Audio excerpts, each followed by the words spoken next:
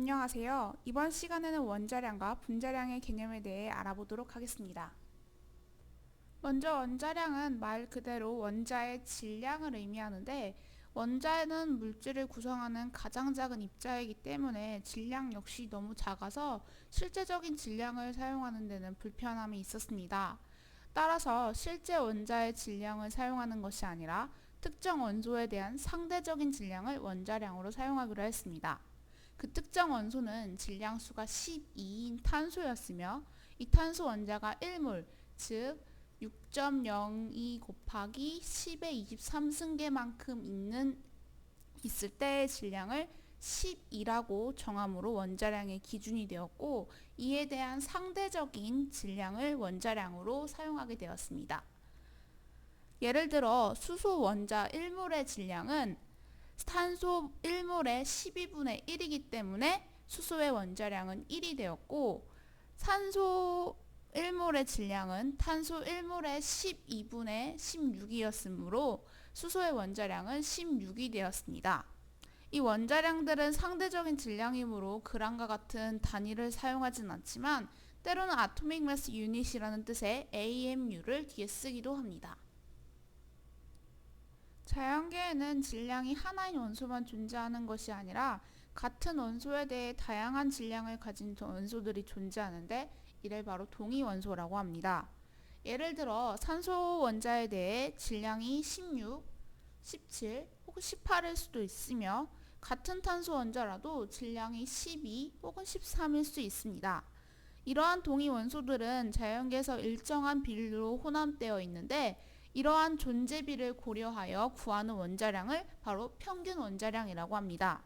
탄소의 경우 질량이 12인 탄소는 98.9%, 질량이 13인 탄소는 1.10%의 비율로 존재하고 있는데 이 비율에 따른 탄소의 평균 원자량은 12 곱하기 0.989 더하기 13 곱하기 0.0110 해서 12.012를 바로 평균 원자량으로 사용하게 됩니다. 다음으로 분자량에 대해서 살펴볼 텐데요. 분자는 원자와 원자가 모여 만들게 됩니다. 따라서 분자량을 구하기 위해서는 분자를 구성하고 있는 각각의 원자량을 더해주면 됩니다.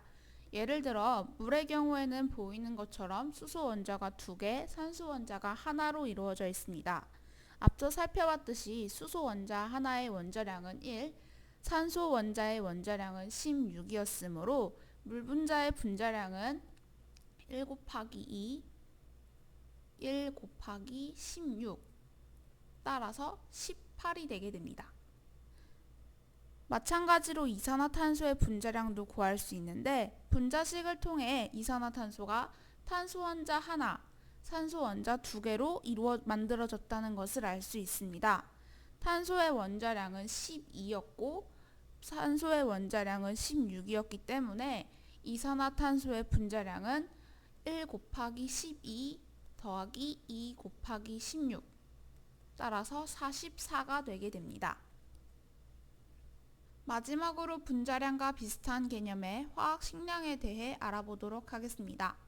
화학식량은 흔히 식량이라고도 하는데 분자를 따로 떼내어 구분할 수 없는 화합물들의 질량을 의미하는 용어입니다.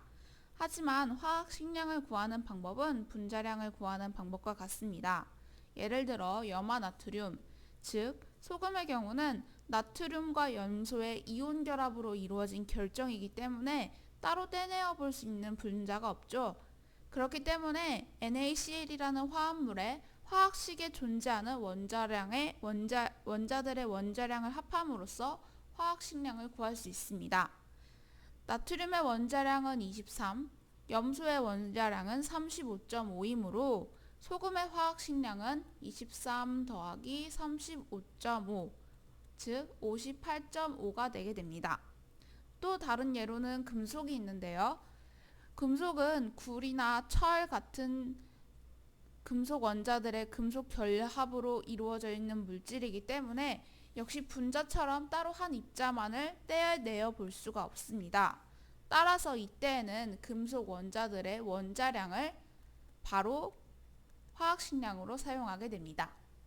지금까지 함께 원자량과 분자량의 개념을 살펴봤는데요. 원자량을 정의하고 그 측정 방법을 알아봤고요.